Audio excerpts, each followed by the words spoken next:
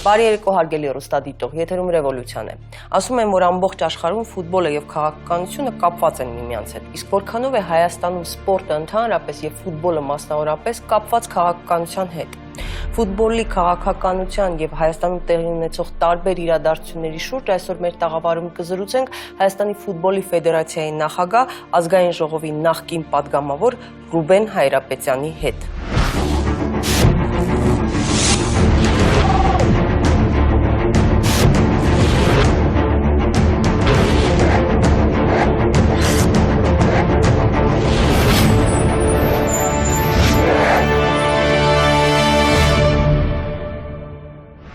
Ռուբեն Ռաֆիկի Հայրապետյան ծնվել է 1963 թվականին Երևանում, 1988 թվականին ավարտել է Երևանի Ժողովրդական տնտեսության ինստիտուտը, ստանալով տնտեսագետի որակավորում, 1980-ից 82 թվականներին աշխատել է Երևանի Ալմաստ գործարանում, 1985-ից 88 թվականներին Երևանի սննդի թիվ 7 միավորումում, 1983-ից 85 թվականներին ծառայել է խորհրդային բանակում, 1991-ից 93 թվականներին աշխատել է Հայ ծխախոտ միավորումում որպես տնօրենի տեղակալ, 1996-ից 99 թվականներին եղել է Ավան համայնքի թաղապետը, 1998 թվականին նշանակվել է Հայ ծխախոտ բաց բաժնետիրական ընկերության նախագահ, 2002 թվականից առ այսօր զբաղեցնում է Հայաստանի ֆուտբոլի ֆեդերացիայի նախագահի պաշտոնը, 2003-ից 12 թվականներին եղել է Հայաստանի Հանրապետության ազգային ժողովի պատգամավոր, 2006 թվականից հանդիսանում է Զարգացման հայկական բանկի նշանակալից մասնակից,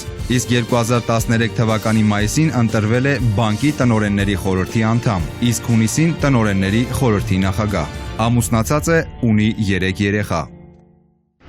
Բարի երեկո, պարոն Հայրապետյան։ Բարի երեկո։ Շնորհակալ եմ մեզ հյուրընկալվելու համար։ Պարոն Հայրապետյան, քանի որ ամբողջ աշխարհում մի քիչ քաղաքականությունն էլ մասշտաբային է, հա, խոշոր են խաղացողները, խոշոր խաղեր են, հա, մանր չեն։ Ուզում եմ հասկանամ Հայաստանում բանա մուտիլովկաների մանր դաշտում այդ քաղաքականությունը ֆուտբոլում, սպորտում դրսևորվում, թե կա քաղաքականություն, ինչ որ կապ կա։ Բնականաբար Հայաստանը ամբողջ աշխարհի ընդհանուր իրավիճակից զերծ չի մնում, միշտ էլ փոխկապակցված են նրանք իրար հետ, Հայաստանում աշխարհում ինչ կատարվում է, ինչ-որ մի ժամանակ հետո նաև Հայաստանում է կատարվում, իհարկե կա նման խառնակցություններ, որոշ քաղաքական ուժեր անընդհատ ինչ-որ կազմակերպում են ֆուտբոլի ֆեդերացիայի դեմ, իմ դեմ, մարզիչի դեմ, անընդհատ էլ այդ բաները լինում է ու կլինի։ Այսինքն կա ամեն դեպքում, բայց ոչ այդ մասշտաբը։ Իհարկե։ Քանի որ ես ֆուտբոլից շատ չեմ հասկանում, այնուամենայնիվ ես խորհրդակցել եմ որոշ ֆուտբոլասերների եւ մասնագետների հետ, հա, ես իմ հարցերը ֆուտբոլի մասին կազմելուց պարոն Հայրապետյան, հատկապես հարցեր քննարկվում ներքին առաջնության մասին, ասվում է, որ Հայաստանի այդ 8 թիմով 8 ակումբներով հնարավոր չէ, դժվար է ապահովել ներքին առաջնություն եւ արդյունքներ ապահովել, օրինակ նաեւ նշվում է, որ Ադրբեջանում տարեկան ամեն տարի առնվազն 2 թիմ մասնակցում է Եվրոպա լիգային, հա, ինչու Հայաստանում այդ արդյունավետությունը չենք ունենում, չենք ավելացնում թիմերը, Ադրբեջանը նույնիսկ Եվրոպա լիգայի հանում Ղարաբաղ անունով թիմը, չէ՞։ Ադրբեջանը ինքը ծրագրավորված Ղարաբաղ անունով թիմը չի անում, ուղղակի ֆինանսավորման խնդիրներ են, նրանց ակումբների բոլոր ակումբների բյուջեները այնքան մեծ է, մի ակումբի բյուջեն վերցած մեր ամբողջ առաջնության բյուջեի չափ է։ Բոլոր թիմերի հետ միասին։ Ընդհանրապես դրանք ֆինանսների խնդիր են, որոնք եւ պետությունն է հովանավորում, եթե չեմ սխալվում, ցանկացած մարզ այնտեղ ֆուտբոլային թիմ ունի, մարզը վերջի 7-8 տարին բոլոր մարզերում մարզադաշտեր են կառուցել 8-ից 25 հազարանոց տարբեր չափսերի, այնց որ ակումբները շատ բարձր մակարդակի վրա են հիմնված, մենակ Ադրբեջանը չի։ Մենք չենք կարողանում այս թույլ տանք ավելացնել այդ։ Դա մեր գործարանները իմ կարծիքով պետք է մտածեն, ասենք ֆինանսավորեն ակումբներ, պահեն ակումբներ, բնականաբար մենք էլ կունենանք։ Իհարկե, այս պայմաններում խայտարակ թույլ առաջնությունը համարվում մեր առաջնությունը, մենք զորով ծերին կպցնելով հազիվ խնդրելով սրան նրան ակումբ են պահում, մեր կապերի շնորհիվ, այսինքն օրինակ տանք, ուրիս ակումբը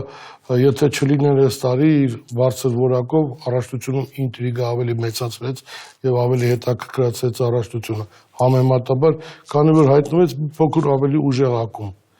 Հենց մի քիչ ուժեղանում են առաջնությունները հետաքրքրանում ու ավելի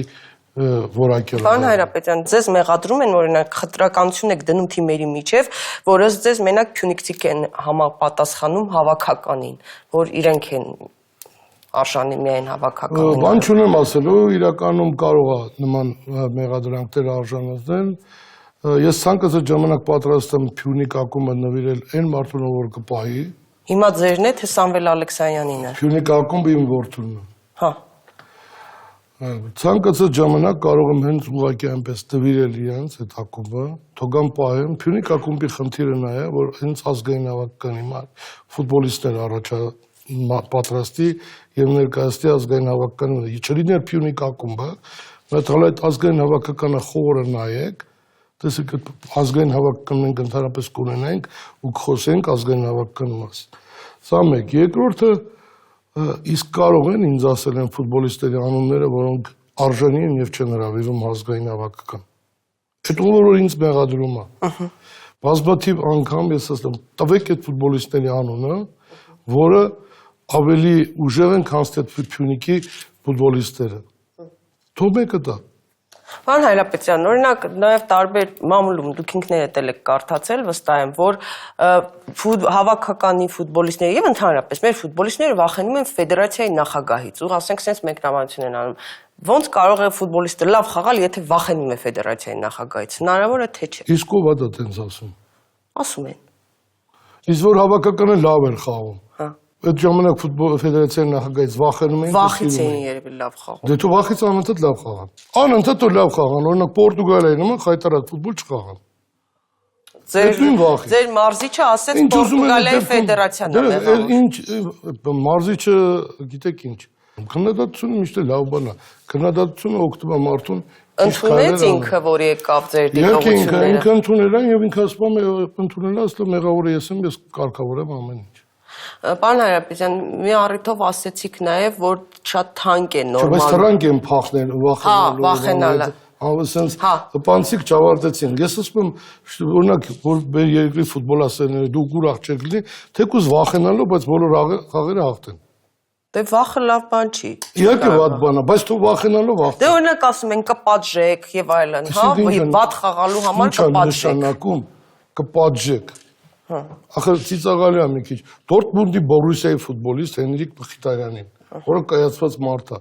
Յուրա Մովսիսյան, Արազ Օզբիլիս, Մարկոս Պիսելլի, Ռոբերտ Ազումյանը, Ռոման Բերեզովսկի, էլ թվարկեմ, ոնց պետք է պատժես։ Ծեծես, ծիծաղալու չի դա։ Դե իրանք արդեն անկախ են ինչ-որ իմաստով, իրանք արդեն այնքան գումար են վաստակում, որ անկախ են։ Մեծ արեք խնդրեմ, երբ որ նրանք գալիս են, արեք տեսեք իմ ու իրենց վերաբերմունքը իրար նկատմամբ։ Այո, ես պահանջկոտ եմ, այո, ես խիստ եմ, այո, ես չեմ հրաժարվում, որ ես նրանց հետ եղել է, որ խիստ եմ խոսում, բայց ինչ նշանակում ծեծել։ Ես տեր թոդիկն եմ։ Ես չասի ծեծել, ես ասի պատժել։ Պատժելը դուք ինչ եք ասում։ Օրինակ կարող է չթողնեք խաղալ։ Օրինակ անկյուն կանգնացնել։ Չգիտեմ, ոնց եք դուք պատժում։ Ես ընդհանրապես մարդկանց չեմ պատժում։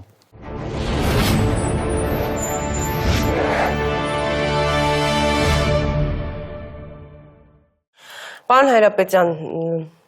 վստահ եմ հետևում եք քաղաքական իրադարձություններին, ուզում եմ մի հատ այսպես հետադարձ հարց տամ այնուհետև։ Հայտնի էր այն ժամանակ, դուք ժամանակին շատ մտերիմ հարաբերություններ ունեիք նաև Լևոն Տեր-Պետրոսյանի հետ, հա, առաջին նախագահի ՀԱԿ-ի այն ժամանակ ՊՀՇ-ի եւ այլն։ Ու մտերիմ հարաբերություններ բավական։ Եվ հիմա օրինակ շատերի համար անհասկանալի էր այն, որ ՀԱԿ-ը եւ Բարգավաճ Հայաստանը, որոնք միմյանց այդ հիշում ենք, ասենք նույնիսկ հրապարակային հարթությունում ինչպիսի ձևակերպումներով էին արտահայտվում, շատ կոշտ ու ինչպիսի մեղադրանքներ էին հասում, այսօր համագործակցում են։ Հաշվի առնելով, որ դուք ճանաչում էիք, հա, իրենց անցյալի գործունեությունը, ամեն ինչը եւ բոլոր կողմերին, կարող եք բացատրել, ինչով է պայմանավորված համագործակցությունը, ինչ նպատակ է հետապնդում։ Գիտեք ինչ, Սաթիկ, դուք երբ որ նախաբանը սկսեցիք, որ դուք հրապարակային իրար մասին, իրար մասի խոսակցություններն եք, բայց ես անձնականն էլ գիտեմ իրար մասի ինչեր են, չէի մոտ ասել։ Ես շատ ուզում եմ ասեմ, ես շատ ավելին գիտեմ, ու ես չեմ կարող հասկանամ։ Չեմ կարող հասկանալ, որովհետև ինչ կապ կարող է ունենալ Վարդան Օսկանյան, Լևոն Տեր-Պետրոսյան կամ Ծառուկյան, Լևոն Տեր-Պետրոսյանների ընդհանուր ոչ գաղափարական կրավ, ոչ ես էլ չեմ կարող հասկանամ ու չեմ կարող պատկերացնել։ Եթե խորը մտածում ես ընդհանուր առմամբ, ուղղակի երկրում իմ անձնական կարծիքն է դա, երկրում խժդժություն գցելու նպատակ, ընդամենը դա։ Այսպես հիմա խժդություն, բայց պետք է ինչ-որ հասկանալ, ինչի հանուն, ինչի ամեն մեկը իր խաղն է խաղում, թե իրենք ունեն ընդհանուր խաղ։ Նպատակը, այսինքն դուք չեք հավատում, որ իրենք իսկապես ուզում են, որ երկրում երկրի վիճակը լավ անա։ Սաթիկ ջան, ես շատ լավ հասկանում եմ, բայց դուք ո՞նց եք պատկերացնում ձեր հարցը, օրինակ, որ Բարգավաճը եւ Լևոն Տեր-Պետրոսյանը մի խաղ խաղան։ Ամեն մեկը իր խաղը, հələ ամեն մեկը իր խաղից բացի իրենց կուսակցությունների ներսում էլ ամեն մեկը առանձին իր խաղն է։ Այսինքն չեք հավատում, որ իրանք ազնիվ նպատակներ ունեն, որ իրանք ուզում են երկրում բանը փոխվի, կարգուկանոն հաստատվի։ Ես ոնց կարող եմ հավատալ, երբ որ ես Քոչարյան Անդրանիկը մի արդյոք Լևոն Տեր-Պետրոսյանի հետ զրուցում ենք, ասեց երբևիցե երբ որ իշխանություն կա Վարդան մարտ առաջին մարտ դատելու եմ դա Վարդան Օսկանյան, Լևոն Տեր-Պետրոսյանը։ Ինչի համար էր ուզում դատել։ Չգիտեմ, բառացի եմ ասում, ես չեմ ասում նաև Քոչարյան Անդրանիկներ իրենց այգում։ Ասեց երբևիցե երբ որ իշխանության գամ, առաջին մարտը որ դատելու եմ դա Լևոն բանն է։ Վարդան, այսօր Վարդան Օսկանյանի հետ կողքին նստած, դեմ առ դեմ նստած, իջոզերություն, երջանիկ, ոնց կարող ես հավատամ, որ նրանք մի խաղ են խաղում։ Ամեն մեկը իր խաղն է խաղում, վերջի բանը փողոցային պարկա եկեկաները որ էփրում գցելու են վերջում, բոլորը իրար։ Ամեն մեկը իրանց համար գցել է, ես անգիր երևում, ախի չի երևում։ Խաղ հանուն ինչի, ես դա եմ ուզում։ Ես ասում եմ խաղ հանուն երկիրը խառնելու։ Իսկ օրինակ որ հիմա շիկացնում են ինչ որ իրավիճակը հանրահավաքներով հնարավոր են արտահերթ ընտրություններ, որևէ նախագահական կամ պարլամենտական հնարավոր համարում եք, որ կարող է գալ։ Դուք կա պարլամենտի ընտրությունների ժամանակը բնակարան։ Չէ, արտահերթ նկատեմ։ Իհարկե ոչ։ Ինչու եք վստահ։ Ինչ եմ վստահ, որովհետև ժողովրդի խոհեմության վրա եմ վստահ։ Այս ժողովուրդը մեր ժողովուրդը լավն է։ Հա, բայց մյուս կողմից ժողովուրդը լավ վիճակում չի, չէ՞, այսօր կա բազմաթիվ իհարկե լավ վիճակում չի, Սաթիկյան, բայց մեր ժողովուրդը խեք ուզով վիրավորեք մեր ժողովուրդը այդքան անխելքարություն է թե։ Ինչ իշխանություններ չեն վիրավորում։ Այսինքն շատ բաներով, չէ՞, Ոչ, իշխանությունները փորձում են, ցանկանում են իրենց մաքսիմում հնարավորությունները ներեն դնում մեր ժողովրդի վիճակը բարելավելու։ Չէ՞ որ Բերակ Հայաստանում ամբողջ աշխարհում է բաց վիճակը տնտեսական։ Իհարկե մերը ավելի վատ է։ Իհարկե շատ վատ է որ մեր երկրում մեր ժողովրդի վիճակը վատ է։ Բայց ես վատ եմ զգում, երբ որ ժողովրդին ասում են ժողովուրդը ում հետևից է գնալու։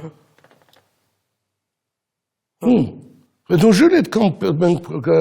վիրավորանք սիրենք մեր ժողովրդին, մտածենք, որ ասենք ժողովուրդը պետք է նորից այս ուժերի հետևից գնա։ Ինչի, չէ, տեխնացուներ ինչ որ շատանում են, պարոն Հայրապետյան, օրինակ ձեր ընկեր, գործընկեր, նախկին եւ ներկա, ասենք Սամվել Ալեքսանյանը ասել էր, որ ինքն էլ է պատրաստվում առաջադրվել նախագահական ընտրություններում, եթե Ես էլ եմ պատրաստվում, ասեմ ձեզ։ Դուք եք պատրաստվում։ Բայց տեսեք, ձեր աչքերը մեծացած զարմանքից, հիմա հեռուստադիտողն էլ կզարմա, բայց որը հələ տեսեք ինչ արկածախնդիրներ են քաղաքական։ Այսինքն ստացվում է, հիմա դուք օլիգարխներով իրար դեմ եք պայքարելու։ Հիմա իրար դեմ չենք պատկանում։ Գագիկ Ծառուկյանն ասել է 5 տեխնացու ունի, կարող եմ մեկնել ես եմ։ Ինչի՞ չէ։ Իսկ ինչի՞ որ ես ոչ։ Ուղղակի ես ափսոսում եմ այսօր ասում եմ մի տեխնացուն ես եմ, ես այս երկիրը այնքան եմ սիրում, մենք այդ նշաճողը այնքան ենք իջացրել քաղաքական դաշտի ու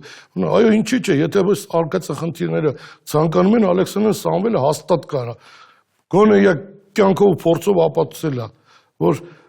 փայլուն գործարար է այնուամենայնիվ ես շատ ծանր եմ տանում, որ հիմա մենք sense բան ենք խոսում, որ Սամվել Ալեքսանյանը, Ռուբեն Հայրապետյանը մտածում են կարող է մեր եւ էլի մարդիկ, այդ ինչի՞ց է գալու նախագահ դառնում։ Այն մարդիկ, ովքեր իրենց գործը պետք է գործով զբաղվեն, հիմա մտածում են նախագահ դրում են, ես էլ կարող եմ, ինչի՞ չէ դուք եք Նույնիսկ կարա հվեշիկ Գևորգն ասի, մի օր ասի, այնքան ափսոսում է։ Համար պետք է ամեն մարդ իր գործով զբաղվի։ Հələ դուք տեսեք քաղաքական դաշտ ովքեր են։ Ինչով են լավ Սամվել Ալեքսանդրանից կամ ինձանից։ Քաղաքական դաշտ ինչ եք ասում, քաղաքական դաշտում կարան լինեն ինչ-որ կուսակցություններ եւ այլն, բայց պարլամենտ եւ այլն։ Պարլամենտը երևի քաղաքականությունից դուրս է։ Չէ, նկատի ունեմ գոնե քաղաքական ուժերում ինչ որ կարան լինեն, բայց երբ որ պարլամենտում են օրենսդիր մարմնում են, դա արդեն ավելի լուրջ է։ Քաղաքականության մեջ չէ։ Քաղաքականության մեջ են, բայց ամեն դեպքում օրենսդիրում չէ։ Դուք ասացիք ֆուտբոլը նաեւ քաղաքականություն է, ես ֆուտբոլից եսել եմ քաղաքականության դեպքում։ Արդեն փաստորեն 3 տեխնացուներ կունենան։ Իհարկե ես նորից եմ կրկնում։ Բասում եք որ բանը։ Ափսոս եմ գալի, որ մենք սենց խոսակցություն ենք ունենում քաղաքական իրար հետ, թե տեխնացուների մասին այնտեղ որ մենք ուղղակի մեր տեսակը կարող է պատահի փորձանք դառնալ այս երկրի գլխին։ Երբ որ փողն է սկսում դեր խաղալ նախագահ դառնալու մեջ, արդեն դա խնդրեմ է եւ վտանգավոր է մեր երկրի հասարակության համար։ Պարոն Հայրապետյան, միշտ երբ որ ինչ-որ քաղաքական զարգացումներ են լինում, գործարարները սկսում են այսպես բաժանվել տարբեր բարիկադների։ Հիմա ինչ-որ Եթե Սամվել Ալեքսանդրյանը դրեց իր տեխնատությունը, ես իրան եմ պաշտպանելու։ Եթե ես դրեցի, ինքն է պաշտպանելու ինձ։ Էդ է ուզում ճշտեմ։ Հիմա դուք նկատում եք, որ ամեն դեպքում գործարարները արդեն այս հաշվի առնելով այս ներքաղաքական process-ները, այս ոչ իշխանական ուժեր եւ իշխանական ուժեր այս ջրբաժանը որ կա, գործարարները արդեն կիսվել են բարիկադների ինչ որ տարբեր թևերի միջև, թե այդպիսի բան չկա։ Ես դից բաներ չեմ էլ իմանում ընդհանրապես։ Եվ որ կիսվել են կամ չեմ կիսվել, բայց ես հստակ գիտեմ, որ գործարարները իրենք իրենց մասին, իրենց երկրի մասին բոլորն մտածում են։ Իրենք գգա ժամանակը բոլորն շատ լավ կողմնորոշեն։ Հաստատ համոզված եղեք, էլի արկածախնդիր մարդու հետևից ոչ մեկը չի գնա։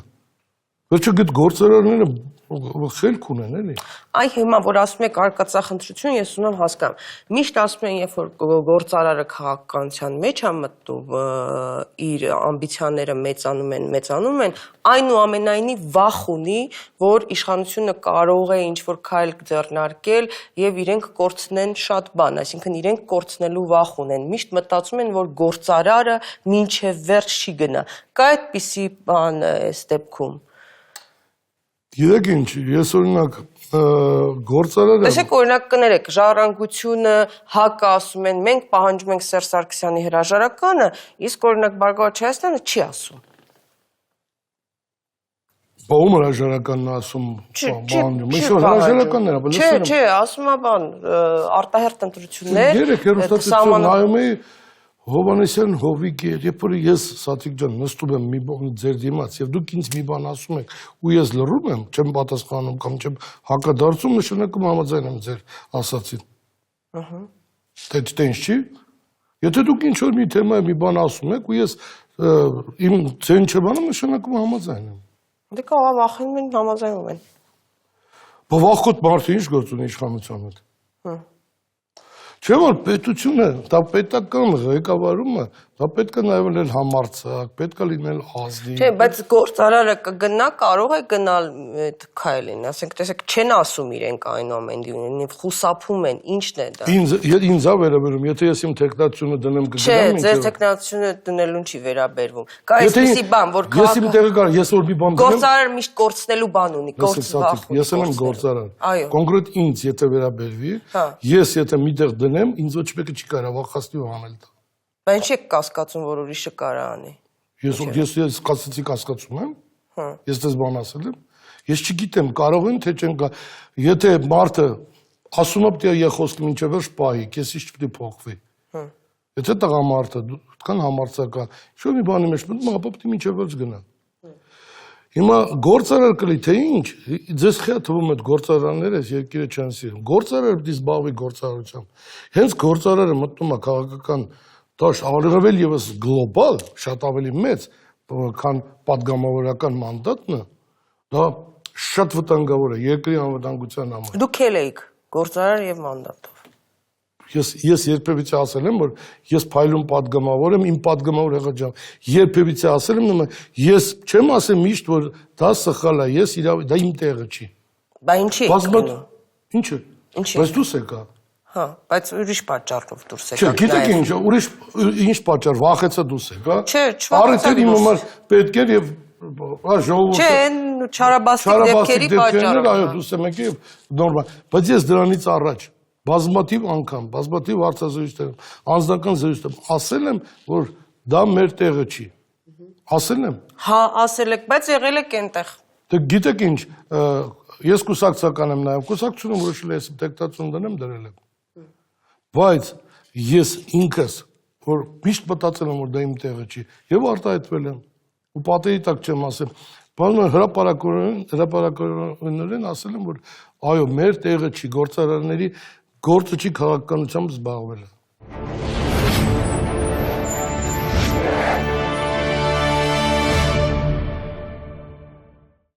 Պարոն Հայրապետյան, այս վերջին շաբաթը հետևել եք վստահ եմ մամուլին, էլ իրադարձություններին, ինչ որ անընդհատ այս քրտոքի պատմությունները ընդդիմադիր տարբեր այսպես ոչ իշխանական ուժերի տարբեր ներկայացուցիչների նկատմամբ, ազատամարտիկների, ՀԱԿ-ի ներկայացուցիչների եւ այլն։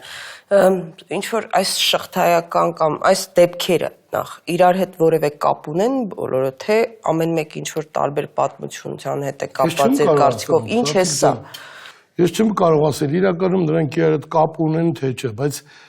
հստակ մի բան կարող եմ ասել, մեծ խելք պետք չի դրա համար, որպեսզի հասկանան դա իշխանությունները չեն։ Իշխանությունների դեմ այսօր խոսացող մարդը վաղը ծեծաղուտում։ Պարզ չի, որ մի անգամից գնում է իշխանությունների վրա։ Բա ինչ իրանք են իրանց արել։ Մի րոպե, թե բոլորին թվում է, որ իշխանություններում խելոք մարդ չկա, բոբենախելոքը հենց իրանք են։ Իշխանությունները ինչին է պետք։ Իսկ դուք չեք մտածում, այդ ում է պետք վարկաբեկել իշխանությունները։ Այ ում է պետք, օրինակ մի մասը ասում է իշխանությունների, մի մասը ասում է արտաքին ուժերը, մի մասը ասում է։ Մի րոպե, իշխանություններին պետք է վարկաբեկեն իրանք իրենց։ Զծից աղալու չի։ Դե ասում են ինչ որ հայտարարություններ են արել դրա համար։ Ինչի համար։ Անեն, որ մի անգամից իրենք վարկաբեկեն։ Դե օրինակ ՀԱԿ ներկայացուցիչը երեք լսում էի, ասում էր, որ իշխանությունները այդպիսով ուզում են մեզ վախեցնեն, բայց մենք չենք վախենա, մենք։ Իսկ ով են ասում են դա։ Մենք ՀԱԿ-ի ներկայացուցիչ։ ՀԱԿ-ի ով է ներկայացուցիչ։ Արման Մուսինյան օրինակ ասում էր, մեկնաբանում էր ՀԱԿ-ի տեսակետը, որ սա իշխանություն։ Դե ինչի պետք է վախացնեն։ Ուզում են վախացնել։ Ինքը ինչ վտանգ է սպառնում։ Ինքը չէ կոնկրետ ՀԱԿ-ի ոչ իշխանական ուժերին, որ իշխանությունները ցույց տան, ով որ դուրս գա իշխանություն։ Ինչ վտանգ է սպառնում իշխանություններին, որ վախեցնեն։ Իսկ բարգավաճ ՀԱԿ-ը ժառանգությունը միասին։ Գիտեք ինչ, առհասարակ միասին, բոլորը միասին, այո, ուժ են կազմում, բայց ՀԱԿ-ն եք ասում, հետո ասում եք բոլորը միասին թող հայտարարեն, նայից հետո կխորանանք ու ավելի բիկուցե բանը օրգաններ, համապատասխան մարմինները կբացահայտեն ովքեր են, ինչ եք շտապում միանգամից մեղադրել ու դատավորի կարգավորիչ։ Ես ասում եմ այն տեսակետները, որոնք կան, իսկ ասում են արտաքին ուժերի կարող է մատախարել։ Չի բացառվում, ինչի՞ չէ։ Ինչի՞ չէ, այո, նաև նրա, ինչի՞ չէ, այո, Հայաստանից այն մարդկանց, որ իշխանություններին չեն սիրում։ Իշխանությունների հետ պրոբլեմ ունեն նրանք։ Բայց ինչու օրինակ ազատամարտիկներին, ինչու այդ սահմանը արդեն անցնել։ Որովհետև ժողովրդին գրգռելու համար կռվող տղային ծեծել են։ Մարդը, որ հայրենիքի սահմանները պաշտպանում եւ նրանք ծեծել են, շատ լավագույն վարկաբեկելու թեմա իշխանություններին։ Այն դեպքում, եթե իշխանությունները որոշեն պատժել, այդ մարդիկ օրենքի խախտումներ ոնց էլի տարվա մի քանի անգամ անում են, կպատժվեն։ Այնպես դա ինչպես ցանկացած Հայաստանի քաղաքացի։ Իշխանությունների մեթոդը դա չի։ Իշխանությունների ինչին է, եթե դուք ուշադրությունը գոնես վերջի 6 տարում, դեմք ինչքան ազատականացվել ու ինչքան հակառակ նույնիսկ չափից ավել մարդկանց ազատություն տրված։ Ինչին է պետք իշխանությունների։ Չէ որ ցանկացած դեպքում դա իշխանությանն են մեղադրելու։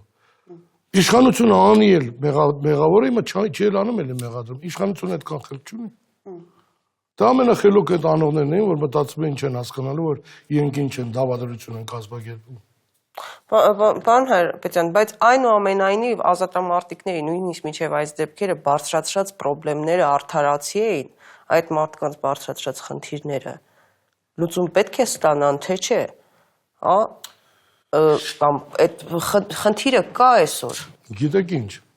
ես մի քիչ առաջ էլ ասացի, Հասկանում եմ, ունեն քաղաքական խնդիրներ այդ ուժերը եւ այլն։ Մեր երկրում խնդիրը կա։ Մեր երկրում ազատամարտիկներին այո այդ խնդիրներ կան, բայց այդ ձևերով են լուծում, ծեծելով։ Դե հո իրանք չեն ծեծում, հիմա ուզում են հասկանան, այդ մարդկանց են Սա ծեծում։ համբերեք կտեսնեք, էլի ով արել, ինչ արել, հաստատ իշխանությունները չեն։ Հաստատ իշխանությունները չեն, կտեսնեք, էլի ժամանակապետ կբացահայտվեն Երևա, էլի։ Պարոն Հայրապետյան, Ժամանակին լրագրողներին էլ էին իշխանությունները ծեծում, չէ՞ դեռ ոչը հələ մի հատ նայեք։ Ոչը մի հատ նայեք, օ ինչ ոչա։ ո՞ւմը նկատի ունեք։ Ես ոչին։ Սաթիկ ջան, ընդամենը ոչին, ուսումնասիրեք դուք եք դրել Հայաստանի քաղաքացի եք, սիրում եք հայրենիքը, մի քիչ հետ գնացեք ուսումնասիրեք կհասկանաք։ Անուն չեմ դա։ Մյուս հարցը։ Պարոն Հայրապետյան, զարգացման հայկական բանկի սեփականատերերից եք, ինչ է կատարվում այսօր դրամի փոխարժեքի հետ, ոչ միայն սեփականատերերից եք, այլև նաև տնօրենների խորհրդի նախագահն եք, ինչ է կատարվում, ինչ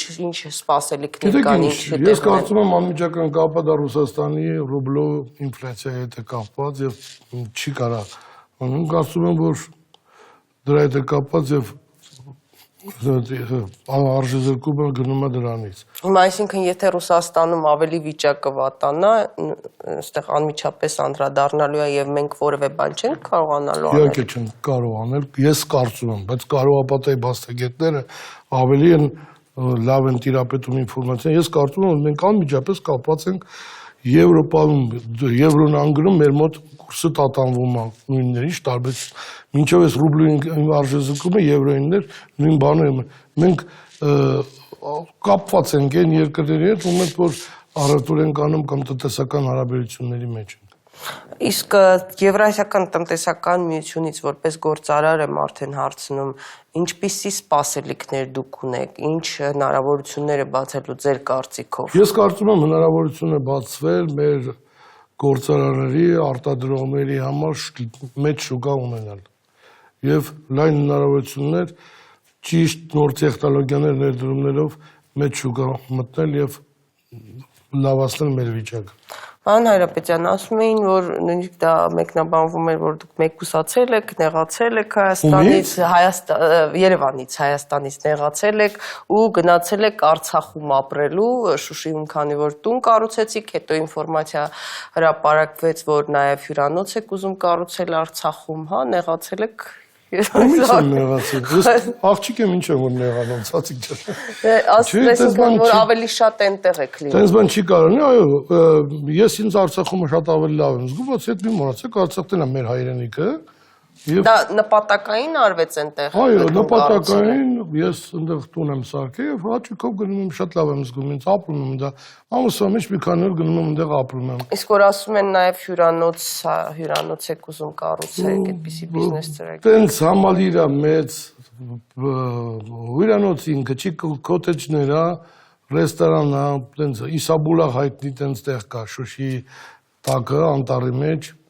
Իսայի աղբյուր Այնտեղ արդեն շինարարության աշխատանքների 50%-ը հարված է, ոչ թե ուզում եմ, արդեն կառուցում եմ։ Ու երևի կոտարի